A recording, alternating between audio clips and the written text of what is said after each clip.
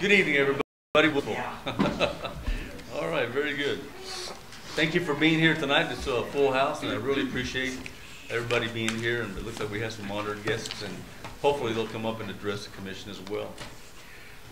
Do we have a motion to approve the agenda as submitted? I'll make that motion. I'll second that. We have a second. Any discussion? Seeing as there's none, all in favor say aye. Aye. Any opposed? All right, motion carries. Do we have a motion to consider the regular meeting minutes of February the 12th, 2018? I make that motion. We have a motion and a second. Any discussion? All right, all in favor say aye. Aye. Any opposed? All right, motion carries. Now we'll go on into commissioners and staff reports, starting out with Mr. Duncan himself. Mayor and fellow commissioners, just like to give you an update on some of the projects that are going on. Polk Street was opened up on Friday, I believe the 18th or February 18th or 19th. We did add an additional phase 2 to that project. We finished the ADA and sidewalk improvements on the north side of the street with the new housing addition, just to finish up that section so everything was complete. They poured the concrete today on the sidewalks and ADA for the corner. Should be everything ready to progress on that. The Beerson Sun started on the downtown Lovington, Washington, around the Judicial Complex, where we did all of our utility upgrades and everything, getting ready for the Judicial Complex. And they got Washington all curb and gutter taken up, and they should be closing off Love Street tomorrow or Wednesday to start the next section of removing curb and gutter in the roadways. So it will be shut down. 17th Street is moving along. They're supposed to be pouring curb and gutter on the first section that they have ripped up, and then moving forward with the roadway after that. Very good. Any other questions about the commission? Any update on the Carter work on the sewer line? We just from the last part, they have not got the root cutter in yet. Okay. But they did replace that section of the line, and we haven't had no calls of it backing up. So at the same time, we're waiting for the machine to come in so we can send it down and try to remove those. Very good. Thank you, Wyatt. Anything else to report? No, sir. All right. Mr. Chapman. Your mayor and commission, I have nothing new to report right now, but I do have a presentation. Okay. Very good. Thank you. Ms. Brianna. Nothing to report, sir. Mrs. Wattis. Yes, sir. I'm sorry? Yes, we have something. Okay. She's having a hard time talking. She's losing her voice, so we're giving her a hard time about it. So. So we have election day coming up, March the 6th, from 7 a.m. to 7 p.m. And then we have a total of about 25 voters. Excuse me. And then early voting is till March the 2nd, the end of this week, till 5 o'clock. Very good. Where is the voting taking place? Here, sir, at City Hall, in our conference room for early voting, and our chambers here for election day. And our conference room is right across the hallway. Yes, okay. sir. All right, very good. Anything else to report? Yes, sir. We have our business registrations that are due before or on March 15th. Anybody that comes in after that, it's a $50 penalty fee. So, all right, very good. and we only received, we have an estimate of about half of businesses in town. Okay. What is it costing? It's only $25.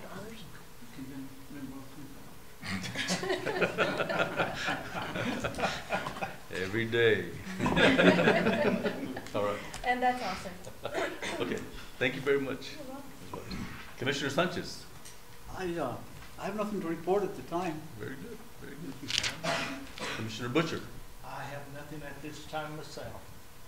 All right. I don't have a lot, but we do have some special guests, and we'll wait for public comment to introduce them, and I'm really excited to hear from them. So I'll wait till then.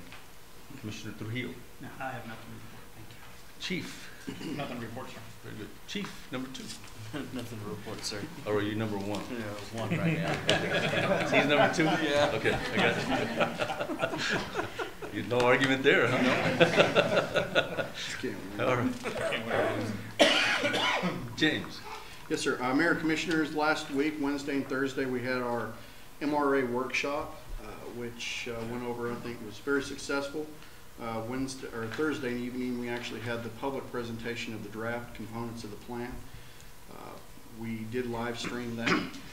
The final completed plan with any comments that we received during the public presentation, those comments will be incorporated into that plan. The plan is a draft at this point, and then will be given to the City Commission to either adopt or make further revisions to. We had a disc golf tournament, I believe it was called the Ice Bowl, this past weekend. We had 60 players. We had some people as far as Houston come and play on our course, so a very successful tournament. As far as a legislative update, really the only thing that's been signed by the governor is the budget. All of the other bills have currently passed both Senate and House. The ones that really, when reviewing them, that would affect us is House Bill 79. It's the Thanksgiving Saturday gross receipts deduction, and what this would do is this would allow businesses that employ 10 or fewer people to offer a gross receipts tax deduction for the Saturday after Thanksgiving.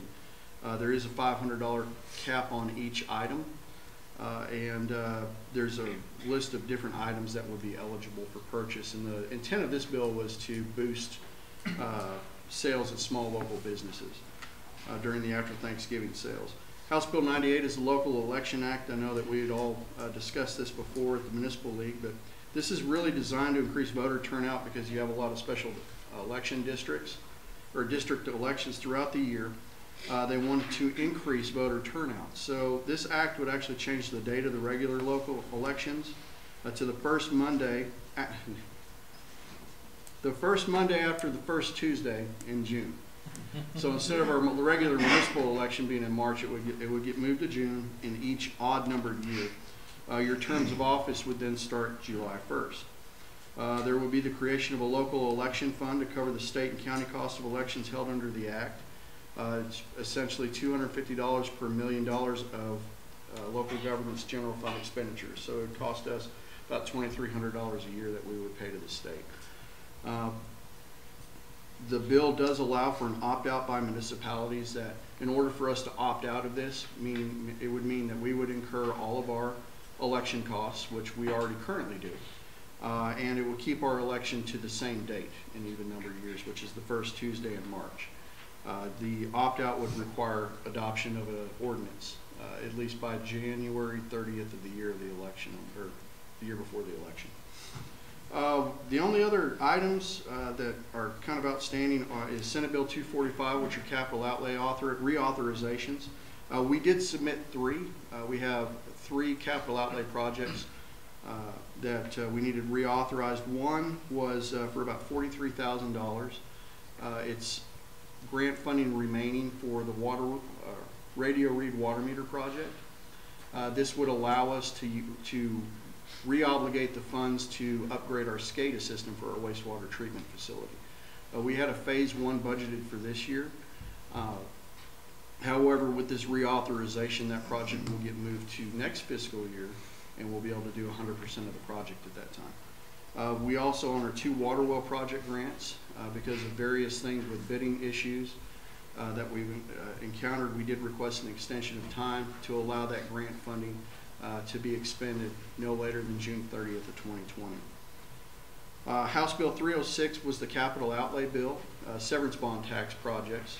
We did, right now we are, if the governor does sign the bill, we would receive $125,000 for the commercial street bypass project, $50,000 towards the purchase and equipping of an aerial fire truck, and $50,000 for to complete the police department firing range. This would involve fencing and securing the area. And that is all I have to report.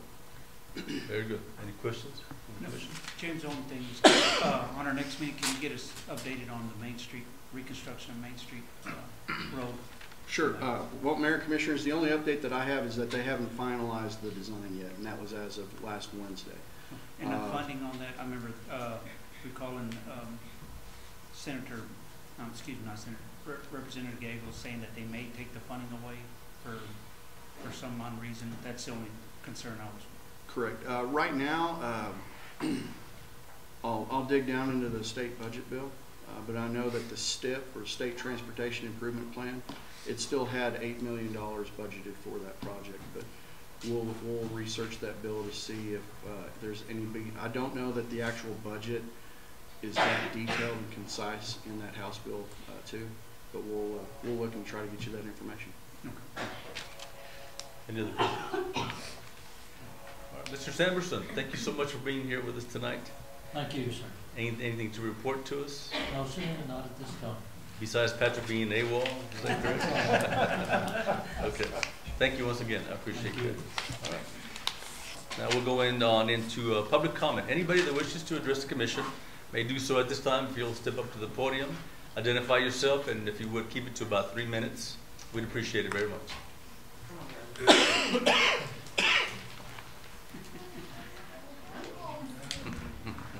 They're being all scared. Okay, so I am LaToya Jackson Hooks.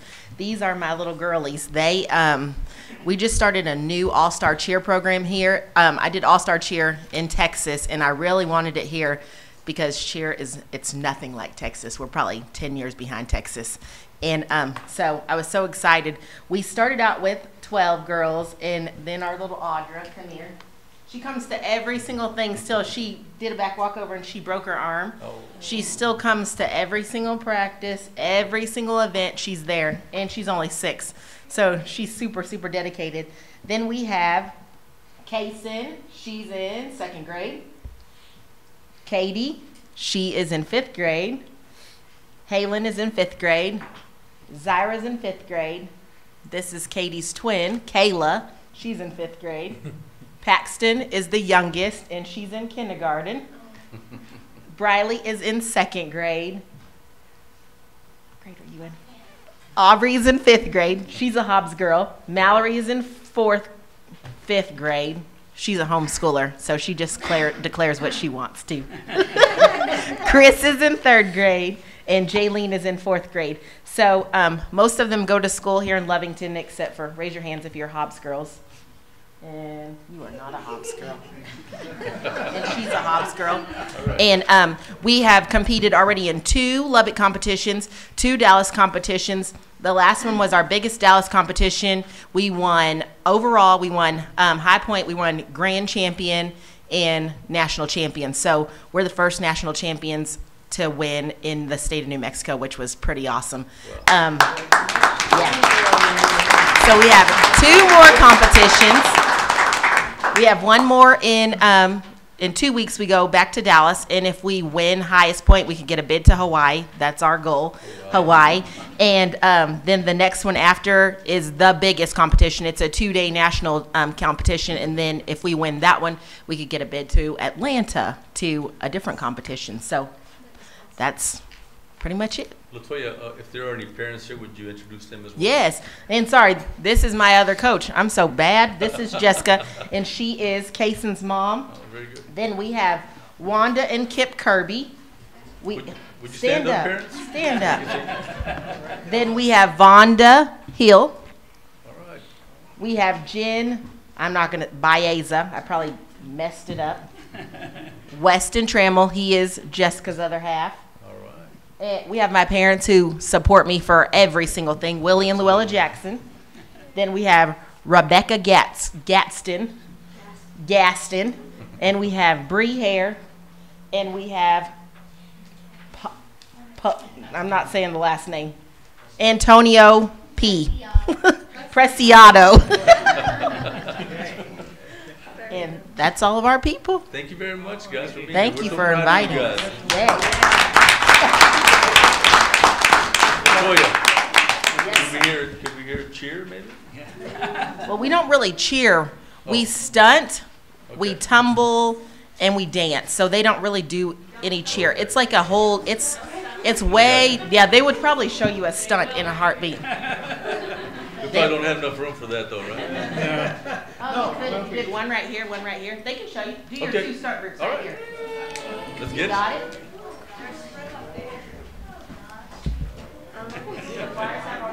But you've never seen this, huh, James?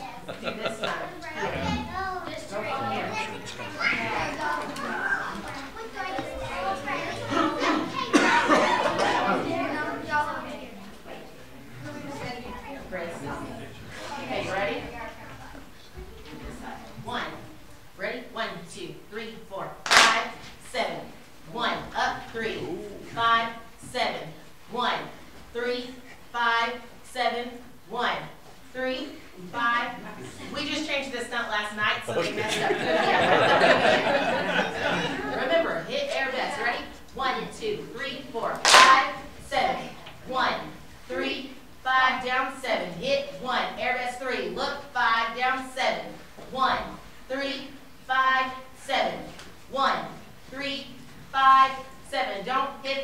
ceiling. 3, 4, Yeah. 5, come down. Good All job. right, all right. Good job.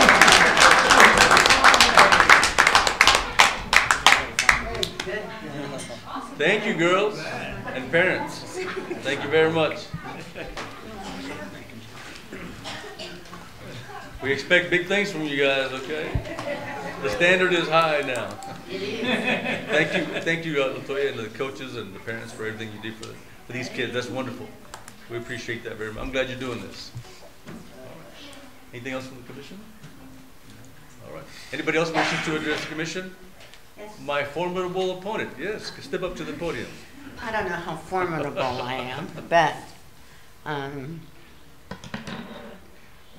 I got this nice letter talking about ordinances, and I tried to look up online the state of New Mexico's manufactured housing division issues, and it wasn't quite clear. So what I'd like to clarify first is ordinance 557, chapter 2.72. Changes will update language to reflect the Planning and Zoning Commission is created. You mean we don't have one? Is that what we're planning on doing, is establishing one? No, we already have one, planning and zoning committee. Well, then somebody needs to learn how to type language. Its membership and duties, all right? So we do have a planning commission, right? That's correct. Also, what are you planning to update? What language? How it's handled, how it works, the people that are involved in it. I mean, you have to have an idea of what kind of changes to update. So are you? I'm asking are you the referring- changes. Yeah. Are you referring to the state statute or the local? No, I'm asking you under ordinance 557, chapter 2.72, to explain to me that little tiny paragraph. Exactly what it means to this city, where I'm a college graduate, I have a master's degree, and I'm not quite sure I understand what you're asking, us to agree on.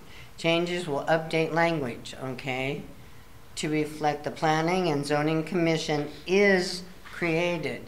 It is means that there isn't one in force. So would you care to respond to that? Yeah, Mayor, Commissioners, ma'am, have you looked at our ordinance online? I've tried to find your ordinance It's on the online. homepage. If you go to lovington.org on the homepage on the left side, you'll see where it says ordinance 557. If you click on that, it gives you the Right. red line version, which will address those questions as far as what it is. And what this does is that particular section that I think you were referencing, in the original planning and zoning code, it had a planning commission and zoning commission. And when the planning commission... So what you want to do is combine Yes. both of them. Correct. Smart Yes. idea. Word isn't a smart idea, okay? Then the only other one I have is under 558, 1722, 140. Removes requirement for annual inspection to be conducted by the city for each mobile home. I think for safety's sake, the city needs to do this because we have some that are in terrible, terrible shape. And I've read the non-conforming structures have a set time to get them in order. But I still think we need to have an inspection done every year to make sure of the safety. I mean, granted that our tornadoes go usually over to Texas, but that's not always going to be the truth. The weather is changing. We get wind north, east, south, and west. Otherwise, we couldn't live here, number one, because of the refinery. But, I don't want my house hit by somebody's mobile home that wasn't checked for safety. So, and I don't think anybody else does. And I don't think the people in the mobile home want to go flying like, you know, through the air and get sucked up to the Wizard of Oz land. And so that's all I'm asking is, I will check that out on the first one. I do have one other, I have to confess. I have driven around this town because I was thinking of building a carport in the front of my house because my son was moving from Virginia, well, actually from Kansas City, down to come stay with me. And my garage fits one car because, oh, you don't want to hear the whole long story, but just let's put it this way. I wanted a carport, so I called up 3D Construction, and David came out. He built one that took a permit, a license, and everything to have it done. And it isn't going to blow in anybody's house. I mean, it would probably remain if our whole street got hit by a tornado, you know. But I see some that are just sitting on top of cement. They're not bolted in. They're not attached to anything.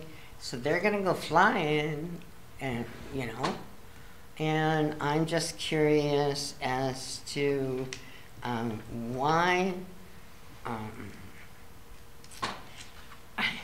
when they're built, doesn't whoever has do the building have to get a permit first? And it go to specifications already in place, or are there none in place and you can put a carport any way you want? James, you want to address that, please? Yes, ma'am. Actually, ordinance 557 addresses that very question. There's 3 different components to that ordinance. Yes, I know there is. I read all And 3 of them. That is what the ordinance actually deals with. Prior to 2014, the city didn't really have an organized permitting process.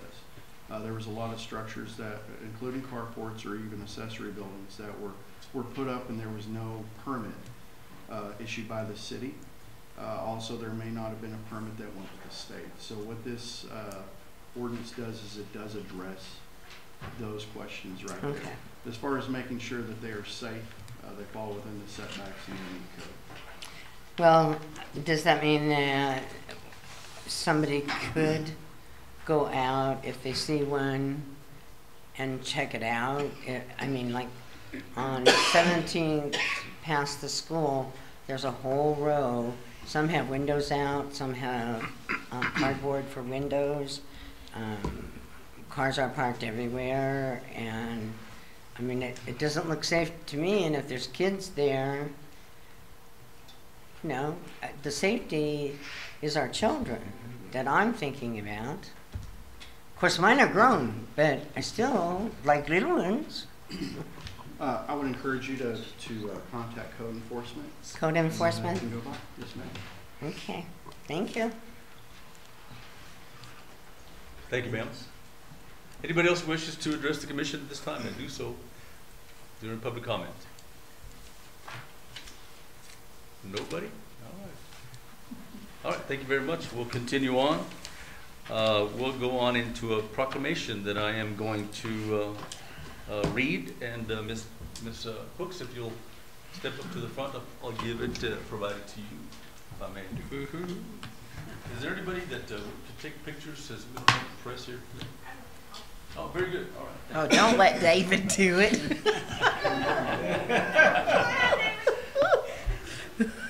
It better be good, David. It's not the photographer, that's all I'm saying. Hey, turn it this way. Yeah. Whereas the month of February has been designated as African American History Month throughout the United States, and whereas 2018 marks the 42nd year of African American History Month, and we all recognize the contributions African Americans have made as being pivotal in the making of American history. And whereas it is a time to celebrate the contributions of our African American citizens and recognize their contribution to the city of Lovington, Lee County, and the United States of America. Now, therefore, I, Paul Campos, Mayor of the city of Lovington, New Mexico, do hereby proclaim the month of February 2018 as African American History Month and affix my signature below, and I present this proclamation to you now.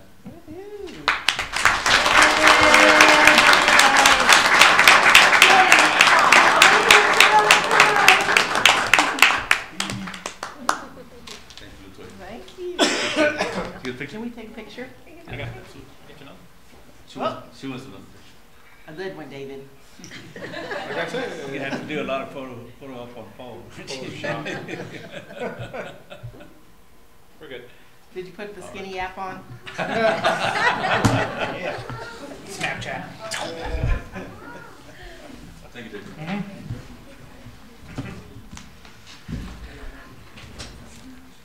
All right, very good. Let's go on into non-action items.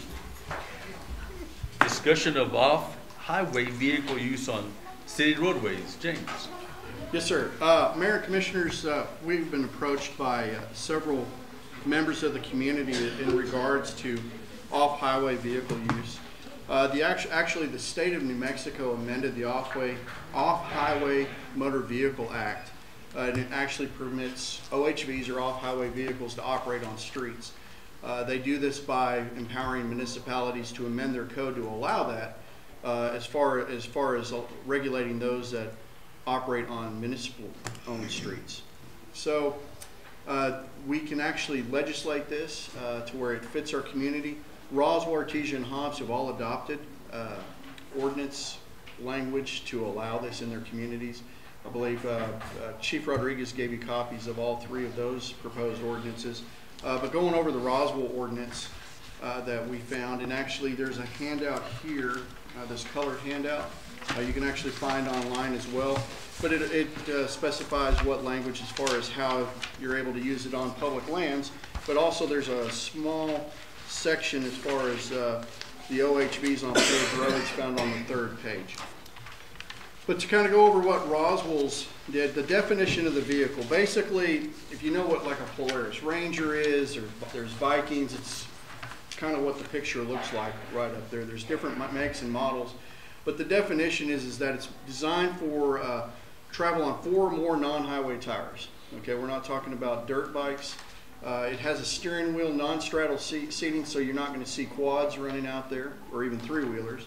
Maximum speed greater than 35 miles an hour, GVW of no greater than 1,750 pounds. And then you also have a less than 80 inches in overall width. The engine displacement's greater than 1,000 cc's, and then you also have to have a VIN number. So looking at the ordinance, they actually state in there, it can operate on a limited access highway. They may only cross, but they must yield the right of way. The Roswell ordinance says you can't run these on walking trails or city parks as well. To allow them on paved streets within the municipality, you have to have 1 or more headlights that comply with the Off-Highway Vehicle Act. Has brakes, mirrors, mufflers. You have to have a valid driver's license. You also, the operators ensure that's one requirement that they have. You must wear eye protection, and if they're under 18, they have to wear a helmet. So speed limits, the Roswell ordinance actually says the maximum speed is 45 miles an hour or the current posted speed limit. And also passengers can only be carried if it's designed to carry a passenger. So it must have a fixed seat. It must actually be designed for that purpose. And they have to obey all traffic laws. So we wanted to present this to the commission to have some discussion, also get some direction on which way you would like, if any, staff to proceed with this particular type of request from the public. Yes, sir. Do these vehicles have to have a license to operate, like a license tag? There is actually, and I apologize, we have Terrell Dunlap here. He's one of the ones who mentioned this, so come on up. But they actually have to be registered, and he has a wealth of information on that. So. Oh, ladies and gentlemen, Terrell Dunlap. I know most of you, know some of you, have met the other half of you probably. As far as your question goes, out when you originally purchased it, the off-highway is yellow, and in the state of New Mexico, it requires it to be on the left front quarter panel. Say, basically, you could almost reach it with your left hand from the steering wheel, right at that area. The on-highway vehicle would also be in that same area. It is required to be there on all vehicles. Eventually, they do want to get to a license plate, but as of right now, since there's only there's probably about a dozen counties and probably about a dozen or so cities as well that have already allowed this ordinance in effect. But that on-highway vehicle registration, you'd go to the DMV, you'd show your registration of your off-highway vehicle registration. You'd show them your insurance. You'd show them your driver's license as well, which everything would have your VIN number, 17-digit VIN number. Make sure that that's correct, because golf carts, they're not considered off-highway vehicles. They do not have a 17-digit VIN number. But you'd show them that, then you pay I think it's $10 a year, or maybe $10 for 2 years, plus your city fee, of course, and then you would receive the green sticker. And then that way, if you're driving down the street and Mr. Rodriguez over here drives by and sees that on the left-hand corner panel, right around the door, there is not a green sticker, he knows that you have not gone and registered it with the city. What are the fees running right now? I'm sorry? What are current fees running right now? Did you think of? The off-highway vehicle registration fee is actually costs up to $50 for 2 years. Is that, but that's state, but like that's state, yes. What are municipalities charging? Charge anything above that? As far as I know, no. I think, like I said, I think the city, with the city ordinance, it would be about $10 a year, or $10 for 2 years. But I'm not sure exactly anything else. Any non-residents, it's roughly even, possibly about 20 bucks for roughly a certain period of time. But as far as the city ordinance go, I think as far as the state goes, which I'd have to check, this is my own question I'm coming up with, that you would have to show proof of residency in order to drive that vehicle in the city limits and register it in the city for the on-highway vehicle use. Just to kind of familiarize everybody, I travel far and wide with my UTV. My UTV, I travel 300-400 miles. I do race the vehicle, but I do off-road racing. We don't race in city limits, but I do off-road racing. Yeah, the car is capable of way more than 35 miles an hour. However, every car is really capable of more than what the city limit, the city speed limits posted are. The car is equipped with four-wheel brakes, hydraulic brakes. It has brake lights. Every one of them comes pretty much stock, brand new, with seat belts.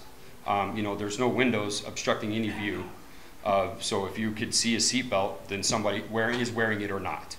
Most of the time they come with a 4-point harness, which is not just a lap belt like you have in your car. My car actually goes 1, 2, 3, 4, and then 5. So most of them come standard with those as well. If there's any questions, I'm more than happy to answer pretty much anything. If I do not know the answer, I would gladly find it out for you. So do you have to wear a helmet? Do you have to wear a helmet to drive on those things? As far as to drive it, if you were under the age of 18. If you are under the age of 18, no matter how many seats the vehicle has, whether it has 2 or it has 4, or now there's even a new one that has 1 seat. If you are under the age of 18, you must wear a helmet at all times. If you were over the age of 18, you would have to have goggles. Same thing is similar as to like riding a motorcycle. You would have to have some sort of goggles or eye protection that is shatter resistant while you're driving the vehicle on or off the highway. But you would have to possess a driver's license or the permit for your, I guess, I don't know what it's called. It was called a learner's permit. I mean, I've had my license for over 20 years, so it's, don't know what it's called now. But yeah, you would have to have one of those in order. So you're not going to be seeing, you know, 10, 12, 13-year-old kids driving these things around in the street. And as far as it goes, most of the time, you probably wouldn't even notice half of them on the street as it is. Because the US and the state highways that we were talking about that you cannot drive them on would actually be Main Street and Avenue D. So the only time you would really see them is, say, like down Polk Street or side streets, which the speed limit at the max in a residential is only 30 miles an hour as it is. Any limit on that as to darkness and daylight, or they still One that I'm aware of that I know that's really close that I know wasn't brought up. Clovis actually has pretty close to a similar ordinance as Roswell has. However, Clovis only allows from 6 a.m. to 6 p.m. They do not allow it after the suns, or after 6 p.m. I guess. So basically, even in the winter, you're still going to have a little bit of darkness for that time. But as I said, every one of them comes with headlights and at least one tail light, which also acts as a brake light. As far as blinkers go, there's no regulation showing a blinker, but we're all taught the hand signals, and from every one that I've ever been in, you can stick your hand out the window and signal right or left turn. Is there any reason why they don't have hand signals? I'm sorry? Is there any reason why they don't have signal lights? That they don't have signal lights? Because they are off-highway vehicles, they're not regulated to put them on as from brand new. It's, as far as I guess it would be something that you don't need it, we're not going to put it on. So you don't drive it at night, right? I do, yes, but What if people can't see your hand sticking out when you're going to turn? from the back, it would be the headlights from the other car. Somebody coming behind you. He has a tail light. Yeah, I do have a tail light and a brake light. But as far as like you're talking about the signal, Yeah. well, if a car is coming up behind me, wouldn't they have lights that would have to reach a maximum of 150, or I think it's 150 feet from the distance in front of the vehicle? That's a national safety regulation as far as every vehicle that's manufactured. And I think the tail light is actually 200. But I've even, as far as mine goes, I've even went a step further than my one single tail light. Is I actually have what is called a chase bar, which this is for off-road racing, and it's up at the top of my vehicle, and it has amber lights and blue lights that flash. I can turn them off or on if I want. It's not all the time. And I also have my brake lights up at the top as it is. So what this is meant for is when I'm off-road racing and I have a huge dust cloud behind me, even in the middle of the day, another approaching car that may be going faster than me comes up, they can see where I'm at in my dust cloud. So you can tell how far behind. I mean, it's way more than 200 feet. I'm just curious, and I know you're not representing everybody that owns one of these off-road vehicles, but I take it you own a pickup or a car as well. Is that correct? I'm sorry? I take it that you own a car or a pickup as well. Is that Yes, correct? sir. Okay. So tell us, and I'm just curious, why do you want to drive an off-road vehicle in the streets? I'm just Does anybody have a Harley Davidson in this room? Nobody has a Harley? No, I wish I did. Yeah, nobody has a Harley. Does anybody have a convertible? No? Has anyone ever ridden a Harley or convertible? You have that feel, right? It doesn't matter if you're going 80 miles an hour or if you're going 20 miles an hour. It's a Sunday afternoon, it's a Sunday drive. It's just the feeling that you'll get. Regardless, I mean, yeah, I also have a 500 horsepower muscle car that is street legal that I can drive down Main Street all day. But I do not use the 500 horsepower on the street. I respect the laws. I mean, I have never received any violation in that vehicle in the 20 years that I've had it. But if I'm on a drag strip somewhere, there's a different feeling that you get driving that versus how you drive it on the street. You drive it on the street, you're just cruising around, it's just wind blowing through your hair. You know, I want to take my wife somewhere. It's just kind of a nice afternoon. Unless you're David, you can't have the wind blowing through your hair. not Chief Rodriguez, David Trujillo. I guess I better. But as far as it goes, it's just an atmosphere. It's the same as riding, just riding a bicycle down the street if you want. You get that feeling. Yeah, am I going to have as much fun driving it at 30 miles an hour at the most as I am driving it off-road at 80 miles an hour? No, absolutely not. But if I just feel the need that I want to drive 5 miles down the road and go grab a soda or pull up to Old Jack's or something and get a burger, I can do that. I can drive it home. If for some reason I was changing the oil in my truck, which I need something, I forgot to buy the oil filter, or I need an extra quart of oil, I could use that to take it down to a local store and purchase something for it. It's just, yeah, I mean, is it a need? No, but it is a necessity. It is something that I value a great deal, and I love driving it. It doesn't matter if I drive it with my kids sitting in the passenger seat over to my mom's house, which is across the pasture, and we don't go over 10 miles an hour. It's just something that's there. It's a self-gratification that you'll get from it. Chief David, do you have anything you want to add to it? I like the 6 to 6 time frame. What's that? If passed with an ordinance, I would highly encourage the 6 to 6. Oh, absolutely. Another thing they also do is they also require a what in the off-road world we call a whip, which basically it's the flag. It's the flag sticking up, a minimum 3 foot. You know, you're talking about a car that is, or a vehicle that is about the same size as a small automobile. I mean, yeah, I could hide a smart car behind it if I wanted to, and you wouldn't see it. But I couldn't hide a big diesel truck behind it. It's a vehicle, I think roughly, we're looking at the most, I think one of the production ones is about 72 inches wide. And that's the width, that's from the tire to the tire. So 72 inches wide, it was pretty wide, but it's still smaller than most pickups are. Any other questions about the commission? Thank you for your Appreciate it. presentation. I guess, Mayor, we could use some direction. Do you want us to bring forward a draft to review, or is this something that the commission would? This is something fairly new to me, so I'd be interested in hearing what the public has to say about it. After all, this is going to affect them in the long run. So, and I'd be interested in hearing from the chief. And I know it's kind of early, but I would love to see some compilation of data regarding injuries, accidents, fatalities, in comparison with these vehicles and other vehicles on a municipal road, because that's what we're talking about here. So I'd just like to make an educated, I guess, decision on which way to go first before we make any direction. That's just me, but you guys are welcome to chime in as well. I'm on move to it too. I'm with you on that. I want the Harley. Exactly. I want the Harley. I do have one more advice, Yes, sir. if I wouldn't mind.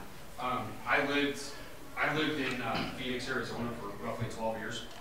And since these off-road vehicles have been on the market, roughly, I want to say it's been about 12 to 15 years, somewhere around there. I could be wrong. But as far as in Phoenix, Arizona, roughly a population, a couple million, they have been allowed to drive these vehicles on the streets. You just can't get on the freeways. And I mean, the 12 years I lived there, I mean, I can't say that it never happened, but I never witnessed any form of accident involving one. Like I said, roughly most of your streets, you're only going to be able to go a certain amount miles per hour as it is. But you are inside with doors, with some type of overhead protection. You know, and as far as it goes with wearing helmets, if it would be more beneficial to require a helmet, which even as far as it goes on a motorcycle, it is better to wear a helmet than not. But we know some people won't. Some people, if you have the option, there are going to be someone that's not going to do it. And I mentioned before, even to Chief Rodriguez about it, is that there's not anything on it right now as far as city and ordinance goes. But this is the time that we can either make the like you mentioned, the educated decision on how we want to do it, or not do it. But, I mean, it's pretty much a clean slate as far as how you would like to do it. And I would be available for any type of questions. I did put a message last night on social media, on Facebook, mentioning this meeting as well as that. And to be honest, I was actually kind of looking forward to answering some questions, but I didn't get any. So, I mean, the feedback I did get was pretty positive. I also posted a video from the Roswell, the video that they put forth. And one thing I would do too is I would use my time as needed to help educate our public here in Lovington as far as what needs to be done in order to make sure that they're doing the right thing and safe. I mean, yeah, you're not supposed to drink and drive, but we still have people getting DUIs. So I mean, I can't speak for all of them, but I can speak for the majority of the responsible drivers. Okay. Thank you. Thank you very much. Appreciate it. All right. We'll go on into a discussion of sign replacement. James. Mayor, Commissioners,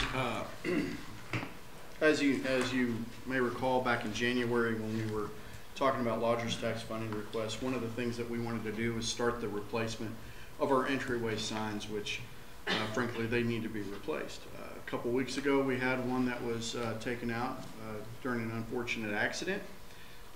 So it kind of accelerated our timetable, but really thinking it through, this is a time for us to look at branding, what style of signs that we have, what direction we want to go. Because of the cost, just the estimated cost of some of the mock-ups that we had received prior to the accident, we were looking at about $17,000 to replace those signs. So what we wanted to talk about tonight was identify a process, whether we just want staff. We do want public input on this, but there's several different options out there. Do we want to look at a different logo? We can possibly get some assistance through the state of New Mexico. They actually will engage a consultant if we want to look at rebranding and creating a new logo for the city to where there wouldn't be a cost to us. Because frankly, I can tell you, I'm not good at logos or anything, but just some of the sign styles that we looked at. I mean, you Google municipal entryway signs. There's several different ones with brick, whether they're stucco, they may just simply be wood. I saw one last week where they had one similar to the one that says Friendswood on there, and they actually had where you could insert temporary bulletin boards to announce different events, different things like that. It took up a lot of space in the median. They also have you know, more of a formal rock structure or even a sculpture. I don't think that we need to have a huge Lovington spelled out. I don't think we have enough right-of-way for that to where it'd be readable, but I know that one individual had mentioned, well, why not have some type of an artwork incorporated into it instead of just a regular sign. But there's different options. I know the options here, these were some that were mocked up by a sign vendor to where these letters will be backlit with LEDs to where it really stands out instead of the whole panel being backlit. I was messing around and had some spare time this weekend and kind of stole Melinda Medellin's Youth Center logo, but shoot, even if we had the state of New Mexico with a kind of a translucent yellow with the red heart in the middle with that backlit, just something to do. So I know this is something that we need to start working on. We are already incorporating this into next fiscal year's budget, so we do have about 4 months before we would need to start working on this, but any thoughts on the commission? James, are you looking at the original site and placing something there in the original site? Is that what you're looking at? Mayor, Commissioners, yes, sir. I believe that's because we already have any clearances from the DOT. Okay. So we pretty much got to envision something in that spot. Okay, sir. I think change is definitely something we can probably have. Something fresh, something new. Sure. I agree. So what do you guys think? We do need something new, probably, like you said, a little bigger than what we have now. You know, I know bigger is, we're talking money, but something that'll make it stand out. Wildcat, for instance, we're Wildcat country. You know, I know we're Lovington, but. Are we looking at 4 signs? Yes, sir. Okay. We're gonna do them all. So I guess, Mayor, Commissioners, what we can do is I can talk with Main Street to see if we can get some design assistance from them.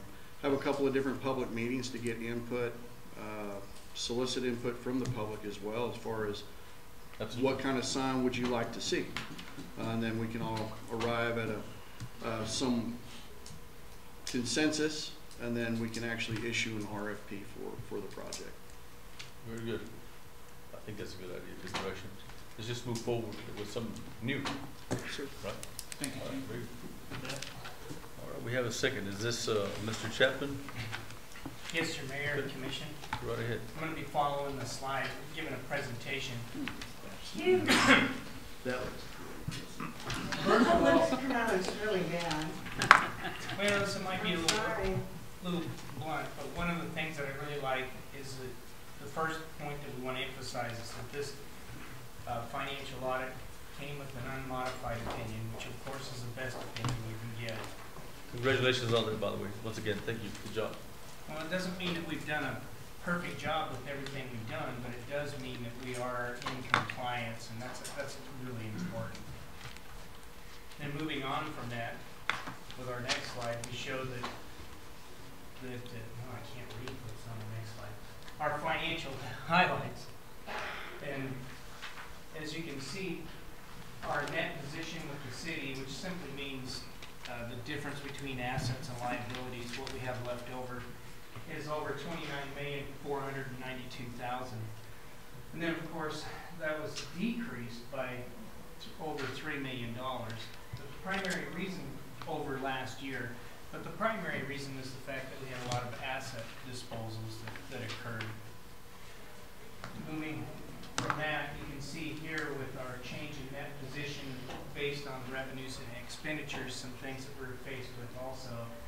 Overall, our complete net position changed from negative $2,172,000 to the, or this is in thousands, to the 3,577. Most of that was a combination of a couple things. You can see with the revenues, we all knew that our gross receipt tax was down, so our revenues were definitely much lower than we'd hoped for, but that was a big impact. And then, of course, but as you see with the business type activities, our revenues had increased. However, expenditures were holding pretty strong in both areas, so we really couldn't do a lot to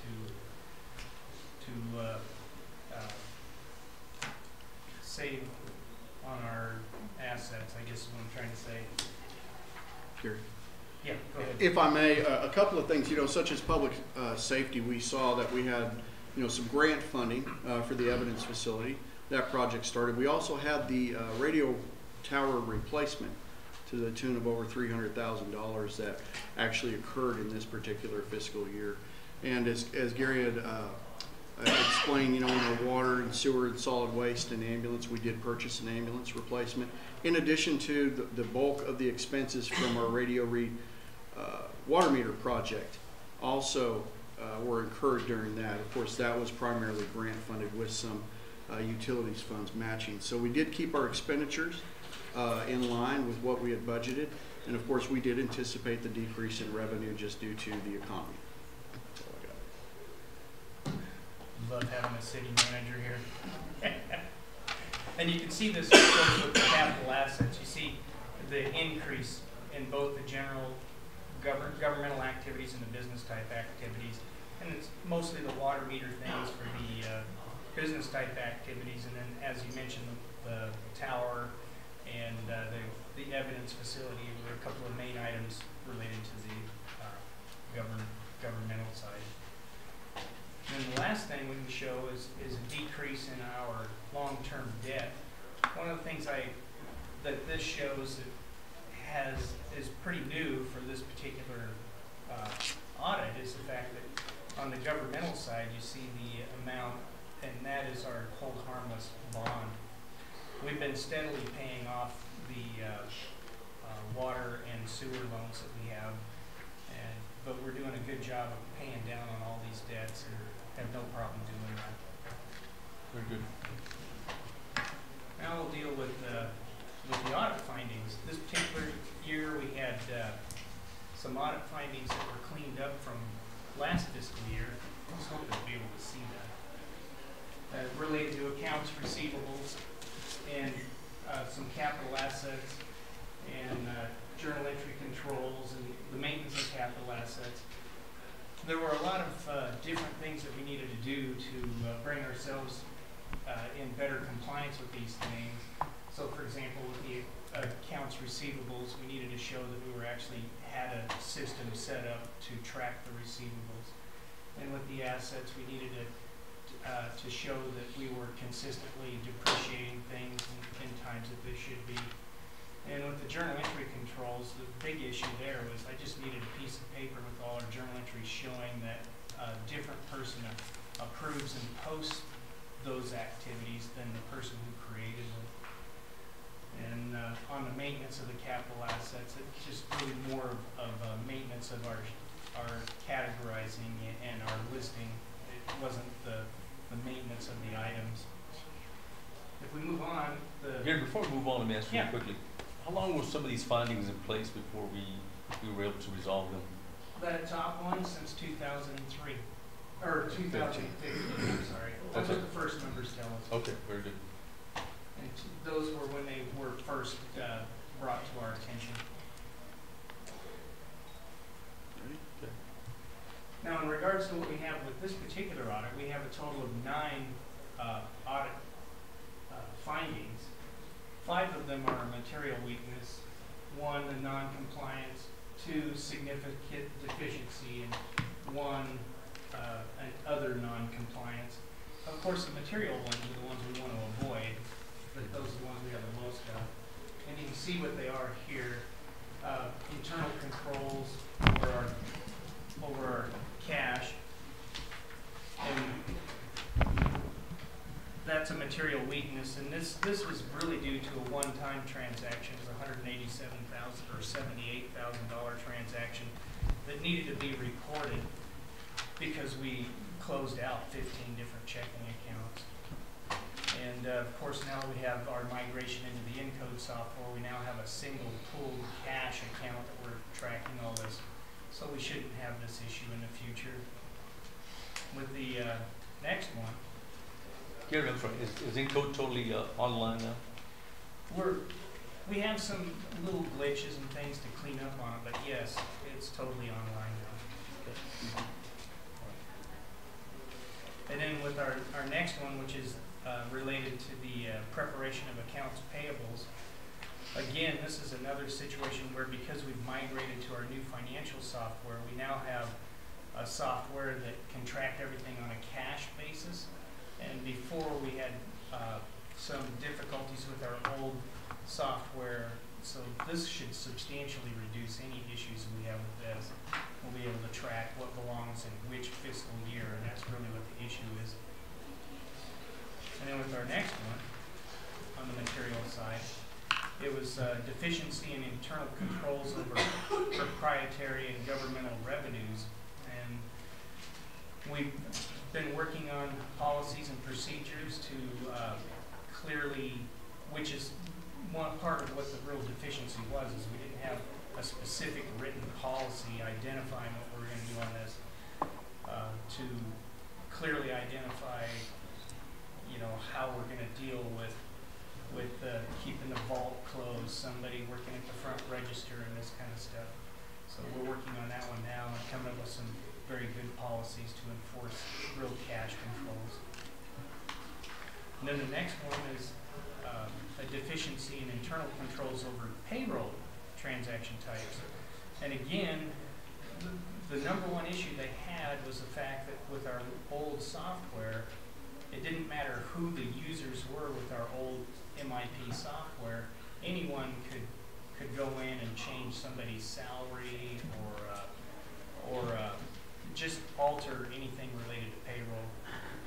All of the users had that access. With the new Encode software, we have a lot of restrictions in place. So much so it's caused me a lot of headache. But we're figuring out how to get around some of that. But we've definitely resolved that with the new software. We haven't had to pay for any more upgrades, have we? No, sir. Okay. The last thing that we've implemented with our Encode software was an accounts receivable module, and which was something that we didn't have. And in fact, I believe it's this one or the next one that deals with accounts receivables, and that was a definite help for us. We now are able to use our software to track who owes us money. Even business license registrations we can do. Okay. So it's a positive. But with our next one, it's the design of internal controls over IT. Again, because we made this transition over to the Encode software, one of the biggest findings that they were had against us was we didn't have a disaster plan in place, something to protect all of our financial data. Well, now we're hosted, and we don't really know where the servers are located, but if we were ever to get wiped out by a tornado, we're not going to lose our financial data. And then the next one, which is the DFA cash report that doesn't reconcile to the city's cash, which is a material non-compliance. We're addressing this because we have contracted with some auditors to come in, our former auditors, and because we have some challenges. What I had done is contacted the State Department of Finance, and they recommended that we do contact our former auditors and ask them for help. And so we're doing that to help bring us into compliance and clear up any issues with this. And then the next one is related to the accounts receivables, which I said I'm very thankful to say we now have a accounts receivable module, which will prevent us from having any issues with missing something or not being able to track payments. We're still in the rough stages of getting it set up. Probably before the end of the fiscal year, it should be operating quite smoothly. And then we have the deficiency in internal controls over the disbursement transaction cycle. And this one we had received primarily because they were telling us that we didn't stop a project that had been started once we discovered that the cost was going to exceed $10,000. And it was a situation that they decided to give us a finding on, where we had some issues with a whole wiring and light pole scenario at one of our baseball parks. And at first we just wanted to get a couple lights working. And then when the contractor got out there, they said, hey, you know, there's a whole lot more you have to do. And so, but we chose to, instead of making them stop work and then go out and get bids for the job and then delay when it was going to get fixed, which needed to be in a couple days, to go ahead and work with them. But that put us in a non-compliance issue with this. So let me ask you, Gary, how do we become compliant in a situation like that now? It's a difficult situation. It's kind of a catch-22, really. Because to be fully compliant, if we have a contractor that comes out and we believed it was only going to be like $500 to repair something, then they tell us, oh, hey, you've got this whole infrastructure that needs repaired and replaced. We, to comply, need to tell them, okay, it's time to stop. Now we need to actually get some bids on this. Start over, basically. Yeah. Right. Mm-hmm. Okay. And I think at that point, we're gonna have to close the season if we had to address that. It was kind of like, because I know it became a safety factor, because it involved electrical. So, Yeah. And I know that was kind of like balanced it out. I think that's where it went to that extreme because of that, in that situation. We were under the gun in this particular case, and we wound up getting a finding because of it. Trying to do the right thing. And then we're trying to do the right thing. But then with our next one was a reimbursement of non-city personnel expenditures. And of course, we have our annual meetings with legislators, and in this particular case, they told us we shouldn't have bought a legislator or anything. That's basically it. It was a meal reimbursement. Do you have any other questions? I think I've asked all of mine already. What you got? No, pretty much. Did? No, I was glad to see we had that security measure in place. That was the only question I had, but you answered right there towards the end, so I was glad to see that. Commissioner, anything else? Are we still using all those credit cards? I'm sorry, what? Are we still using a bunch of credit cards? Yes, sir. We still have several credit cards. But we have a system of assigning credit cards to people so we know who always has them. We also have designated credit cards for specific positions with the understanding that they'll have needs for a credit card. And we're doing a good job of tracking how much people are spending and ensuring that we can always pay them off every month. So, That's one of the things as to why we have stuck with a credit card versus having the freedom of just a credit card that costs us nothing. All right, very good.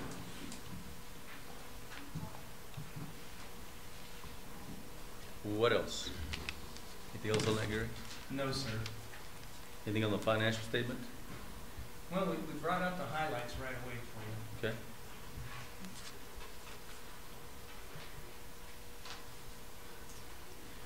Anything else to add to that, James? No, sir, other than the fact that, we are working on resolving all of these. And fortunately, the software is very married to improving or reducing the number of findings that we have. As far as policies and procedures, those are simply put, we've been doing it, but a lot of it is you have to, you do it, but it's one thing to have it in writing what you do. So I know that Gary has, even before we received all these findings on the cash controls, we will have a cash policy to you next month. We've been working with staff because we want to make sure that we have a policy that meets the standard, but also it's actually usable and it's what we're actually doing. But the software is going to help resolve a lot of these findings, as well as solving that DFA cash report to where hopefully we can get through it and reduce those even more. But other than that, I think the finance department and actually all of our department heads and employees have done a great job making sure that we do things appropriately, we're actually very transparent.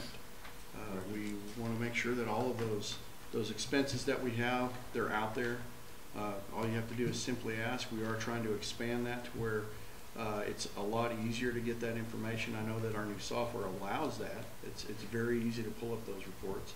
That's where anybody can ask exactly what was this expenditure. So we're actually this next fiscal year, I would say that we actually are moving forward in leaps and bounds instead of a crawl. Can you give us a quick report on the GRT lately, James? Yes, sir. GRT is actually tracking very good. I did put a copy of the latest report that's available on the homepage of the city's website under the city monthly revenues. But there is in your Dropbox folder a current copy of that. We did see a pretty big increase in gross receipts tax for the December period, but we're still projecting that we're going to be a little bit ahead of what we actually have projected the last year. So Gary and I actually are on Wednesday are going to finalize our estimates for the end of the fiscal year revenue projections, as well as work on the projections for next year. But it seems that this year is actually tracking very similar, or this next fiscal year will track very similar to the 2011-2012 year when we were in a recovery at that time as well. But we're being very conservative. I know Gary had put together some projections, and I'm being a little bit more conservative. And so we'll be presenting those to you in April during a work session. We'll actually have some more real-time data for that as well. All right. Any other discussion regarding Resolution 2018-15? Sure. All right, we'll take it to a vote. All in favor, say aye. Aye. Any opposed? All right, motion carries. Do we have another motion? I'll make a motion that we consider accounts payable. Second that. We have a second. Mr. Chapman, once again. If I may, your Mayor and Commission, our total expenditures in this period were $629,533. The single largest expenditure was an acquisition of another asset, an ambulance, for $208,531. That's on page 11 of the accounts payable pages. Our second highest expenditure was for the 17th Street project. We had a couple of payments on that for $160,230. That's for Two Constructors, Inc. And then, of course, Waste Management makes number 3 at $129,084. On this particular report, I have to share that I didn't see any unusual expenditures. The ambulance was the only thing that was unusual or out of the ordinary, and really don't have a bunch of little detail to share. It's pretty standard. Do we have any grants that helped us out with that ambulance purchase? I can. Either one of you. Okay, I'll take this one. Okay. Actually, I want to say it was the year before last, we did receive a grant from the Local Systems Improvement Project Fund through the state, EMS Fund Act. I believe they only pay for, I think they gave us $175,000 towards that purchase. Typically with that grant, there's only about 4 ambulances funded per year in the state of New Mexico. The chances of us getting another one funded, we're probably another 2 or 3 years out from being considered. But in addition, though, the revenues from ambulance bills are what paid for this particular ambulance. It's not a general fund. That's why we have that set up as a enterprise fund, is so that we can actually reinvest those revenues into not only the day-to-day operations of the expenses of the EMS division of the fire department, but also as a equipment replacement program. Right now, the fund is generating enough revenue to where it does pay for the operations. It pays for the salaries of 6 individuals, and then there's still a healthy reserve in there to where every year you can go ahead and replace an ambulance, because now we have 5. So basically the service life on an ambulance is about 4 years, just due to mileage. The fire department is running back and forth to Lubbock probably about 400 times a year on average. And that's exactly what you were going to say, right, Chief Lizardo? Exactly. Yes, sir. He took the words right out of your mouth, Right right? out of my mouth. We have received that, this new one that's coming in, or is it due to come in? It's due to be in sometime in the next week or 2. They had a couple of issues they had to fix there at the factory, but we should be getting it by the end of this month. Did you go to the factory also? I did not get to go to the factory Okay. this month. I thought you were going to. I went last year, yes, sir. Okay, all right, very good. All right, any other questions or comments by the commission? I've got one here. Yes, sir. On the, Tyler Technologies. What's this? Got a lot of them there for Tyler. For 24,841. I think it's on page 12. Yes, it is. Is it? And I can answer that for you. With Tyler, we still have ongoing expenses with them. We'll always have an annual fee for basically 3 different softwares in a way that we're paying. The majority of these, though, were related to the implementation, closing out a lot of bills on a lot of work that their staff has done to help us get the Tyler software in place.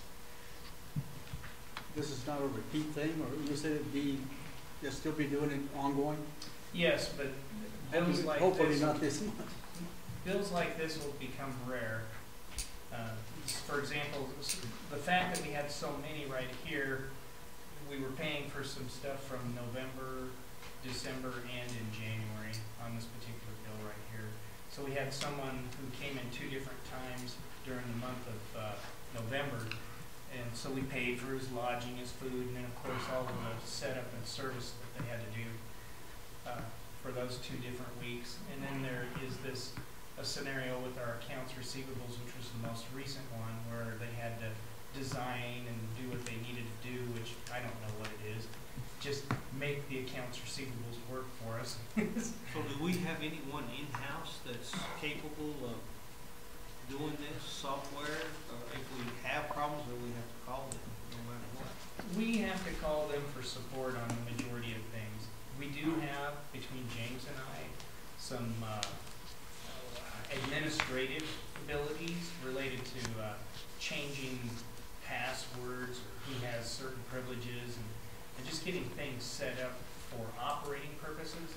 However, if we come across a scenario where there's some glitch, something's not working, we'll have to call support. The majority of our support, though, is not something that's included in an annual contract. It's not something we'll be paying for on any monthly basis. What we've been paying for here is really related to the implementation, the majority of this. I'm trying to remember if any of them was one of the annual things. Nope. No. If I may, Mayor and Commissioners, we will have an annual fee, but actually our support requests are part of that annual fee. It's covered by that. So we found the best time for us to call for support is at 7 o'clock in the morning, because they generally will not have us queued. But they've been very responsive to a lot of our requests, and we've actually, it's been, even though some of it's been a little bit of hair pulling, it's actually gone a lot smoother than I thought now that we're at this point. But there's only been a few things to where Gary and I, when looking at it, we can't quite figure it out, and it's one of those where we call them up and 5 minutes later the issue's resolved, the question is answered. So it's gone very smooth. But as Gary had said, these are final implementation charges that we have as part of our original implementation contract. And these were budgeted for as well. Does the contract also call for us to pay for their lodging?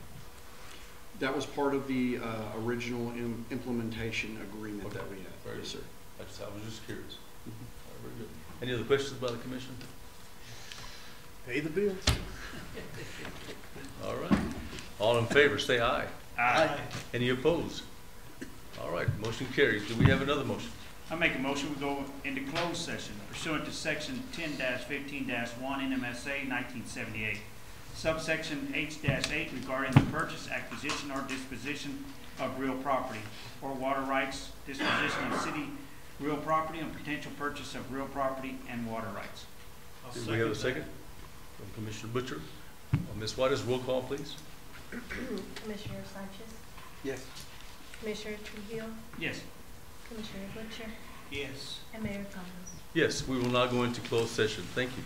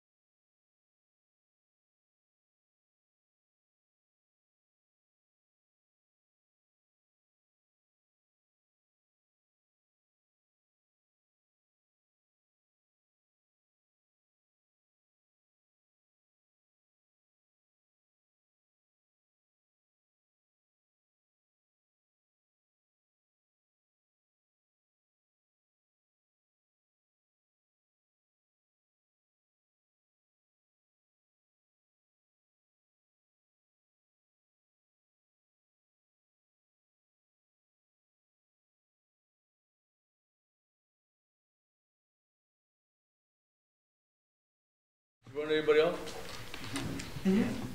No más las chusmas. No one's out there. The Tuzmas? All right. Do we have a motion? I make a motion, we go back into regular session. The matter discussed in the closed session were limited only to those as specified in the motion for closure, and no action was taken. Second. Do we have a second? Roll call, please. Ms. Weiss? Commissioner Trujillo, Yes. Commissioner Sanchez, Yes. Commissioner Butcher, Yes. and Mayor Gomez. Yes, we're back in open session. James, anything else to add? Any No, other sir. discussion? Commissioners? Nothing. All right. Do we have a motion to adjourn? I make that motion. Second. And a second.